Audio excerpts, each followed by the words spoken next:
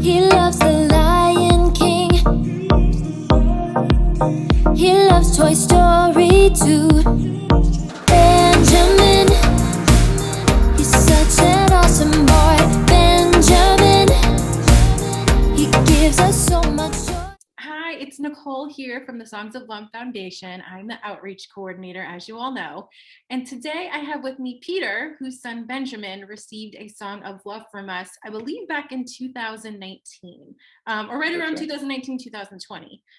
So Peter, I would love for you to tell us, or we would love for you to tell us about Benjamin's journey and kind of how you all found the Songs of Love Foundation. Great, thanks, Nicole. Yeah, so I am a dual citizen, American and Australian. And so we were here in Sydney, Australia, visiting my family for Christmas in 2017, when Ben had a number of unexplained vomiting and other kind of things that led us to some hospital time. It was about this time 4 years ago, actually. And it was this strange thing where we didn't know what was going on. And then in a very big rush in the middle of January, it went from driving under our own steam to the hospital to Benjamin being in intensive care and being the sickest kid in the children's hospital here in Sydney, and finally us getting the diagnosis that he had a really aggressive form of cancer called Burkitt's lymphoma. So we went through a journey. We thought we were here for 3 weeks for just a visit.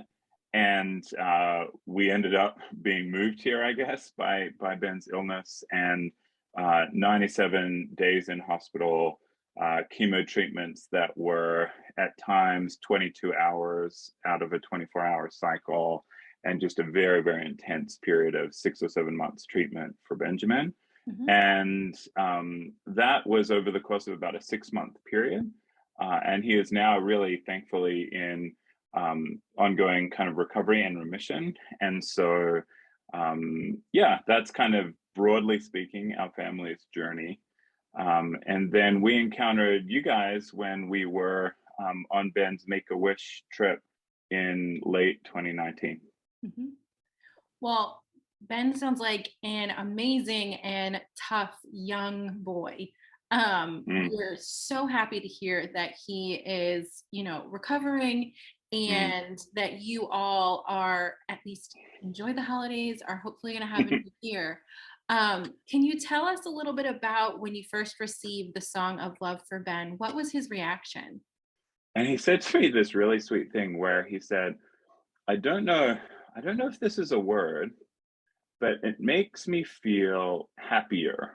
And I think this idea that he grabbed hold of this song as a moment in time for him that was a transition from being very, very sick and obviously, a life-threatening illness, to being well again and on that future journey. And I think that idea of not just being happy, like it didn't flip a switch for him, but it helped express that kind of joy and kind of transition for him in a really sweet way. And it's really nice now, a couple of years later, to hear him reflect on that song and want to listen to it and that kind of thing.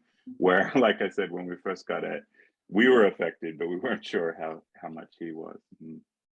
It seems like he has amazing insight, even for being, I believe he's 7 or 8 years old now. Yes, seven years old. Yeah. So to understand and know that this song makes him happier, Right. and to know that this is something that just provides him to be able to look back on how far he's come and all the things he's gone through and where his life is now. I mean, it's amazing for him to be able to say that. So thank you so much for sharing that with us. Yeah, pleasure. What would you say to a parent if you knew that they were going through something with their child, but they didn't necessarily know about the Songs of Love Foundation? What would you say to them, just if they wanted to know more? I would really encourage them to reach out. I think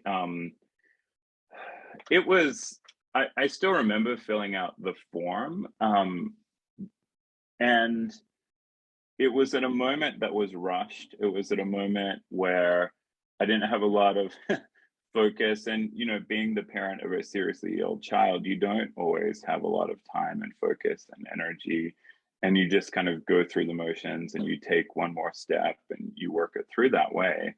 And